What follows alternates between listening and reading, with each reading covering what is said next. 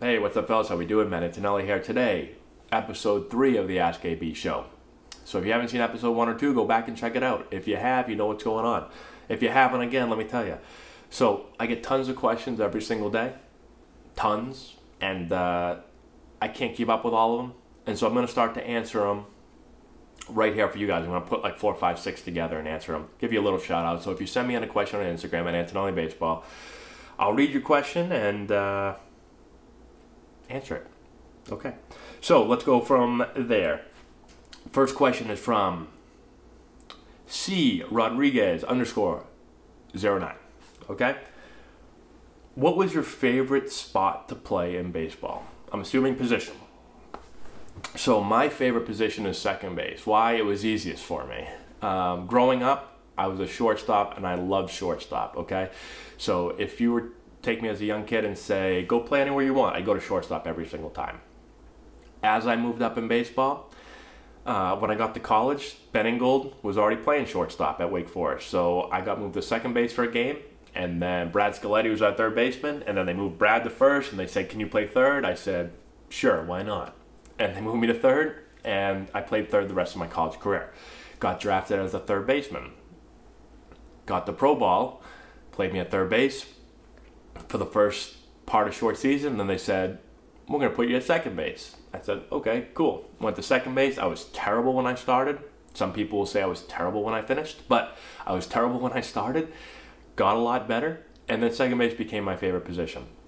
So, you know, throughout my career after that, like I became a utility guy at the end of my career. Oh, I hated that. I went back to shortstop and I couldn't play anymore. I forgot how to play. And it's different playing shortstop in high school versus playing shortstop, you know, in AAA or trying to play shortstop in the major league. So second base is my favorite spot. I just got really comfortable there. I thought it was I just shouldn't say easier position, because there's a lot of stuff that when I first got over there, I was like, how the hell do I do this? But I ended up liking it a lot. So question here is from JAMIN_6. However you say that. He says, Coach, how can I improve my mental aspect of the game? I feel like I have the skill I need, but confidence and being smart at the plate sometimes fails me. Okay. Confidence is a tricky thing. For me, confidence starts with preparation. So when I really felt prepared as a player, I felt really good about myself, right? And I felt more confident. When I didn't feel like I prepared very well, I didn't feel really confident. So I'm not saying that you're not preparing well, but I always felt like the first step to be able to help my confidence is to really prepare, okay? So during my career, I always felt great at the plate. Even when I was struggling, I felt pretty good at the plate. I think the reason why is because I put a lot of preparation into it. I loved hitting. I was always hitting. Fielding was a different story. I didn't field as much as I hit. And that's one thing I had to learn how to do as I got older. Take more and more and more reps and do more practice in the field and a little bit less from hitting. So fielding, I always felt less confident. You know, I didn't really enjoy going into the field all the time, especially if I wasn't playing well defensively. My confidence was really struggling. And I felt like the only way to really help that was the way I did it is I really tried to prepare more. I took more ground balls. I felt like if I could do it successfully enough in practice, then I felt better about it in the games. I feel like that's the first thing to do. The second thing is there's other things that you can do as far as trying to calm yourself down if you're at the plate, if you're nervous. A lot of guys get nervous and tense. Focus on your breathing. Really, right, step out. Take a deep breath in. I used to take a deep breath before I got into the box every time. I get my foot in, take a deep breath through my nose, let it out through my mouth, and then I'd step in. I feel much better about myself, okay? So that's really important to breathe. It also helps you kind of forget about all the other stuff, right? If I just relax my body, calm myself, slow my heart rate down, I can really focus in on what's important and be in the present and not be thinking about the pitch before or what pitch is coming in 3 pitches, right? It's really important to focus on the present. I know sometimes that's easier said than done, but focus on the task at hand and what you're trying to do. And try to block out, you know, that swing and miss that you just made, or, you know, that filthy curveball that's coming in 3 pitches. Just focus on the next pitch. Play it 1 pitch at a time. Just be ready for that next pitch. And if you do chase a bad pitch, right, this goes back to breathing. If you do chase a bad pitch, if you have struggled already in the previous at bat, step out of the box, right? Take a deep breath and collect yourself. Don't get back in the box until you've forgotten about that past pitch or that past at bat, right? You have to be focused on that pitch that's coming next. All right, so that's really, really important. Hopefully that will help you be a little more confident. Okay, Rocco_Pandolfo19 asks, what is the best part about MLB life on the road, like hotels, food, fans, stuff like that? I've already answered a kind of a similar question in a past episode, but this is a little bit different. So, best part of life on the road is, well, first you get to visit really, really cool cities that you don't get to visit in the minor leagues. In the minor leagues, you visit a lot of cities that are not the greatest cities in the world. In the big leagues, you're only playing at like major cities, right?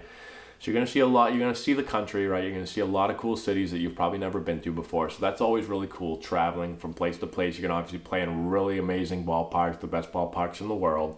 So that's really cool. Food, yeah, food is good, and you have more money to spend. So like you can eat at nice steakhouses more often. You know, in the minor leagues, we're eating at McDonald's a lot. So the food is definitely better. Hotels, you're staying at the best hotels in the country. One of the best parts about hotels, you don't have a roommate anymore. So in the minor leagues, you always have a roommate. So, and sometimes you don't even get to choose. So sometimes you get a roommate that just snores a lot, or you're just not on the same schedule. Maybe you like to sleep in and they like to get up at 6 a.m. Maybe you like to wake up early and they like to sleep in. Then you have to be quiet and they get mad at you when you make too much noise. In the big leagues, you're all by yourself. You just stay in your own hotel room. So it's beautiful. You can sleep in if you want. You can get up early if you want. You can do whatever the hell you want. So that's all really cool stuff. And then the fans part of it, yeah, that's cool too. You play in stadiums that hold 30, 40, 50,000 people. And so in the minor leagues, you'll play in front of a couple thousand, but you know, in the big leagues, it's just completely different. So that's a huge part of it also. I don't think there's one favorite part of mine, but everything you listed is like, those are the main components of what makes Major League Baseball really cool as far as like the off-field stuff, not just playing in the game, but so all those listed above are all really, really cool. Good question.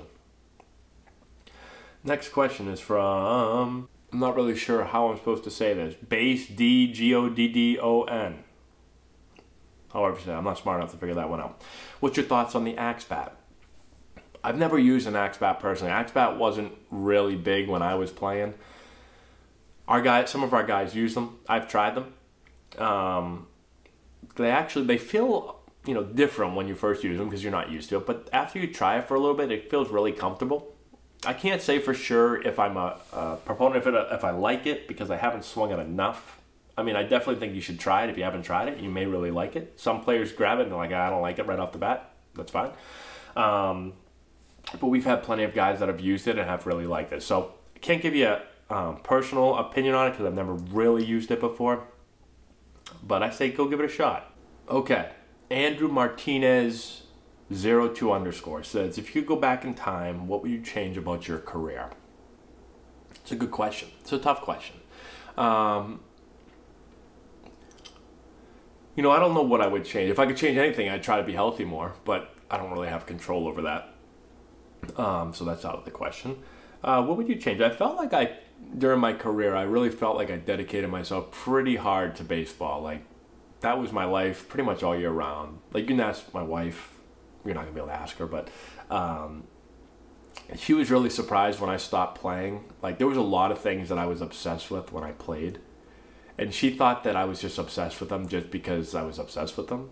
But it was all because of baseball. So whether it was how I ate, how often I ate, how I worked out, how I kept my body in shape, like all that stuff, you know, how I trained and all that. When I stopped playing, I stopped all of it immediately. And she was like, I told her I was stopping and she was like, no chance. Like, because that's all she really knew of me my whole life was playing baseball. And she's like, you're full of it. And I was like, no, I'm not. And I literally stopped working out, stopped eating. I stopped obsessing about what I ate, when I ate. Like, when I was playing, I used to be like, okay, I'd bring food. If I was going someplace, I'd make sure I brought the right amount of food so I could eat every couple of hours.